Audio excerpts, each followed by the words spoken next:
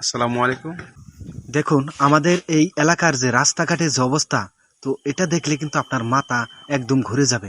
আমরা যেভাবে চলাফেরা করি, অন্য এলাকায় কিন্তু এরকম রাস্তাঘাট নাই, এরকম অবহেলিত জায়গা নাই।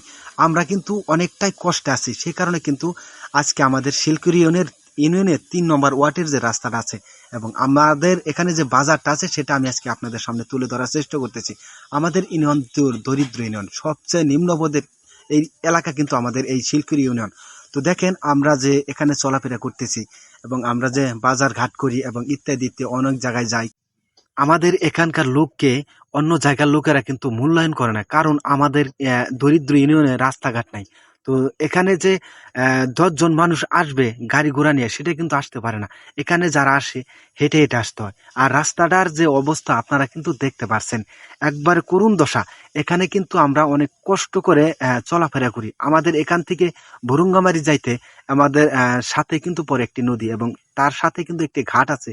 এই ঘাট পার হইতে এরকম পরিস্থিতিতে বলেন কত কষ্ট করে আমাদের ভুরুঙ্গামারি যাইতে হয়, বাজার ঘাট করতে হয়। আর আমাদের এখানে কিন্তু এই দরিদ্র ইউনিয়নে কিন্তু কোনো হাসপাতাল নাই। আমাদের এখানে যদি একটি মানুষ অসুস্থ হয়ে পড়ে, সেক্ষেত্রে কিন্তু সেই মানুষটার বেহাল দশা হয়ে যাবে এবং কি মৃত্যুর শয্যায় পড়ার চিন্তা ভাবনা আছে। আর আমি কিন্তু সে কারণেই ভিডিওটা করতেছি। তো আপনারা স্কিপ না করে দ্রুত সর্বোচ্চ শেয়ার করবেন, যাতে এই ভিডিওটা সবাই দেখতে পারে এবং আমাদের গ্রামের উন্নয়নটা তাড়াতাড়ি হয়। দেখেন আমাদের দুঃখ একটি, যে আমাদের রাস্তাঘাট যেমন হোক, আমাদের এই এলাকায় কিন্তু ভালো একটি হাসপাতাল নেই। আমাদের এখানকার মানুষ যদি অসুস্থ হয়ে পড়ে, তাহলে কিন্তু আমাদের এখানকার মানুষ মানে এত পরিমাণ ভেঙে পড়ে যে বাঁচবো না মনে হয়। মানে এখান থেকে কিন্তু অনেক দূরে যেতে হয় একটি রোগীকে নিয়ে হাসপাতালে চিকিৎসা করার জন্য।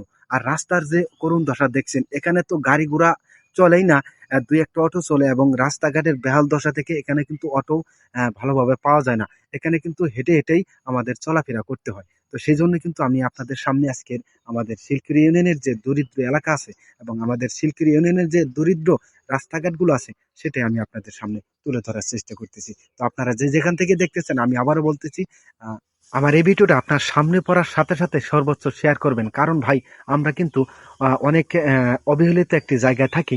আমাদের এখানে রাস্তাঘাট নাই, হাসপাতাল নাই, স্কুল আছে কিন্তু সেরকম কিন্তু ভালোভাবে চলে না।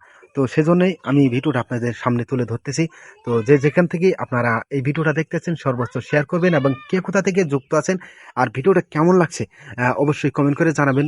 নেক্সট কোনো ভিডিওতে আপনাদের সাথে দেখা হবে। তো আপনারা ভালো থাকবেন, সুস্থ থাকবেন এবং পাশাপাশি আমাদের দরিদ্র ইউনিয়নের জন্য একটু দোয়া করবেন, যাতে অতি শীঘ্রই আমাদের দেখেন আমাদের এখানে রাস্তাঘাটগুলো ঠিক হয়, যেন আমরা ভালোভাবে চলাফেরা করতে পারি। আর একটি কথা না বললেই নয়, আমাদের এখানে কিন্তু কৃষি জায়গা কিন্তু অনেক, কিন্তু আমাদের এখানে কিন্তু রাস্তাঘাট নাই। আমরা এই রাস্তাঘাটের কারণে কিন্তু আমরা কোনো জায়গায় যে মূল্যায়ন পাই না। আমি আবারও বলছি, ভিডিওটা সর্বোচ্চ শেয়ার করবেন। ধন্যবাদ।